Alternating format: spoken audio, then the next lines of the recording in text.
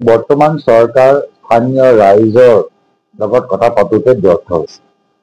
স্থানীয় ৰাইজক তেওঁলোকে কিয় বুজাব নোৱাৰিলে যে সংস্থাপন পাব বা স্থানীয় অঞ্চল উপকৃত হ'ব।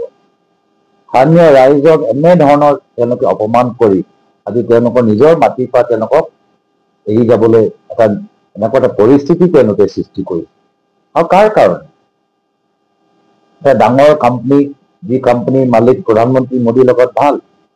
তাৰমানে কি যে হিমন্ত বিশ্ব শৰ্মা ডাঙৰীয়া প্ৰধানমন্ত্ৰী মোদী ডাঙৰীয়াৰ লগত ঘনিষ্ঠ ব্যৱসায়ী আদানী ডাঙৰীয়াক সন্তুষ্ট কৰি নিজৰ গাদীকে ৰক্ষা কৰিবলৈ বিচাৰিছে। যিহেতু বিজেপি দলৰ ভিতৰত কিছু চৰ্চা আমি শুনি পাইছোঁ যে সলনি মুখ্যমন্ত্ৰী সলনি অহা নিৰ্বাচনৰ আগত হ'ব পাৰে, আৰু তেতিয়া প্ৰাৰ্থীও সৰ্বানন্দ সোণোৱাল ডাঙৰীয়া হ'ব পাৰে। মই ভাবোঁ হিমন্ত বিশ্ব শৰ্মা ডাঙৰীয়া তেওঁ যে তেওঁলোকৰ চকী বেছিয়ে থাকে, সৰ্বানন্দ সোণোৱাল ডাঙৰীয়া আঁতৰত থাকে, কেন্দ্ৰতে থাকে।